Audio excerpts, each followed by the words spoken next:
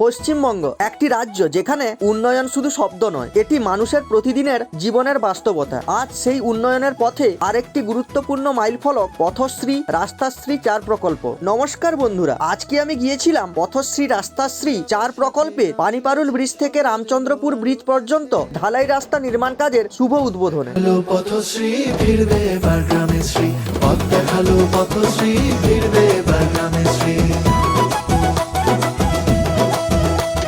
ফসল পাবে সঠিক দাম, শ্রমিক পাবে শ্রমের দাম, পথ দেখালো পথশ্রী ফিরবে এবার গ্রামে শ্রী, পথ দেখালো পথশ্রী ফিরবে এবার গ্রামে শ্রী।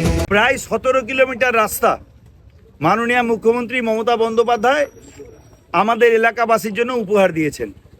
এই রাস্তাটা ফলে এগরা 1 নম্বর এবং 2 নম্বর ব্লকের কয়েক লক্ষ মানুষ উপকৃত হবে।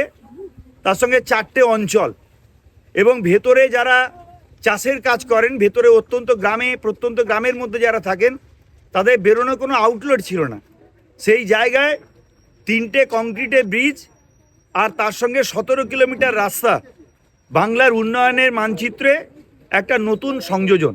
রাজ্য সরকার পথশ্রী 4 প্রকল্পে আরো 20,030 কিলোমিটার রাস্তা তৈরির কাজ হাতে নিয়েছে। বরাদ্দ হয়েছে 8,488 কোটি টাকা। রাস্তা শুধু যাতায়াতের পথ নয়, এটি গড়ে তোলে ভবিষ্যৎ। দেখা হচ্ছে পরের ভিডিওতে।